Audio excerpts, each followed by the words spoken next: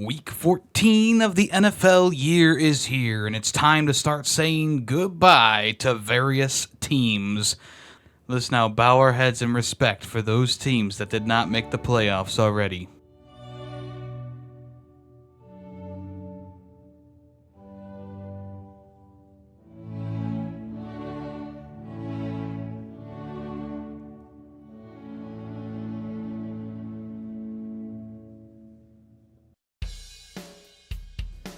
Week 14 kicks off with a bang as two divisional rivals go nuts on Thursday Night Football.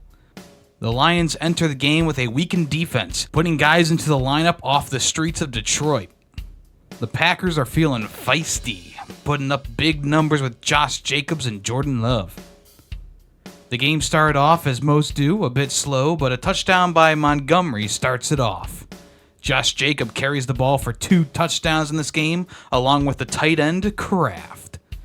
Tim Patrick, who hasn't been in the league since 2021, grabs 2 touchdown passes. Jordan Love puts on the moves and helps the Packers tie it late in the 4th with a field goal, but their defense wouldn't be able to get a stop. The Lions lead a long, methodical drive downfield, aided by a gritty 4th down conversion to seal the game with zeros on the clock and a game-winning field goal. Yemi always does the Brown games early, and he spends the most time talking on them. Alright, here's the quickest Browns recap ever right now.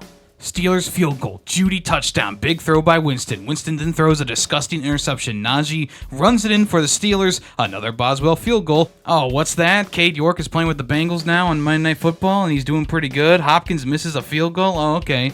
Steelers score again. It's moving into embarrassing territory. Watt is destroying us in the backfield off of all that Garrett smack talk last week. Another Steelers touchdown. Another touchdown by Njoku. Steelers fumble. Winston picked off again. And then a muffed putt by Kadarius Toney. He's off the team now. And the Steelers recover. I wasn't expecting to win this one, seeing as the Steelers have had a 20-something streak of beating us in Pittsburgh, but come on. Put up a fight, Browns.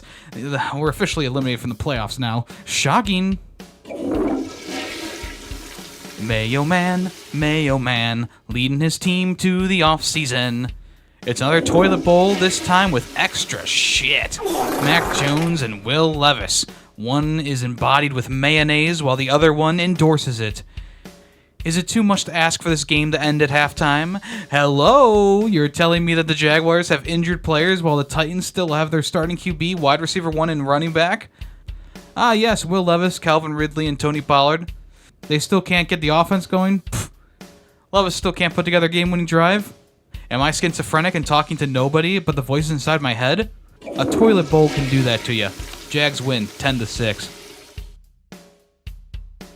It's the Kirk Cousins revenge game, and it's starting off looking good. A touchdown run by Algier and a field goal by Koo. But the Vikings never let the game get away. Sam Darnold. Super Sam? He throws a late first quarter touchdown pass to Addison, then a late second quarter touchdown pass to Justin Jefferson. In the second half, Koo kicks another field goal, and it's looking like the Falcons will keep the lead until Sammy Boy throws a 52-yard bomb to JJ for another touchdown. The Falcons respond with a Bijan Robinson touchdown run, but the fourth quarter looms over the stadium like an eclipse. The floodgates open as Sam Darnold, most likely an android sent by Skynet to crush what little hope the Falcons fans have left, throws for 2 more touchdowns to Addison and helps the team give Aaron Jones the final punch, knocking out the Falcons cold. Where are they playing this game? Miami? Yeah, the Dolphins will probably win. Close game? Yeah, Tua thrives under the 100-degree sunlight of the Miami sun. It's a good thing the Jets got a new kicker because Carlson is kicking field goals left and right. Sanders was also getting a good workout today. He'll need that for later. The weapons of the Dolphins are a bit quiet today, even though Achane and Hill got a touchdown. Even Devontae Adams had a receiving touchdown catch today. The Dolphins would put it into overtime with a 52-yard kick from Sanders. But the true MVP of the game would come from a player who had only had 1 catch the entire game, Jonnu Smith. He lit up the Jets' defense, swimming around defenders like a slippery sea mammal. 3 impressive catches on the drive, and a touchdown to seal it. The Bucs' season at one point looked to be a downward spiral they would not recover from. Their top 2 wide receivers out, close games being decided by a few points, and a 4-game losing streak. But they arose like a pirate from a drunken slumber, a bit groggy but able to set sail. Ironically, the Raiders are in the way of another win. It would be all cannon fire and sword clash, and as the Bucs proved, the Pirates are better. Each week, the Panthers impress me. I just wish they could close a game out. As much as the Bryce Young revival has been interesting, it ultimately means nothing for the Panthers, who keep losing. Might as well keep going, though. Higher draft placement and all that. The Eagles had a bit of a down game. They looked like they were going to roll over like Jason Kelsey's golf cart. Sure, Saquon ran the ball well and Devonta Smith got a touchdown grab, but this one was pretty close to an upset, especially because of the dropped catch thrown by Bryce Young at the end.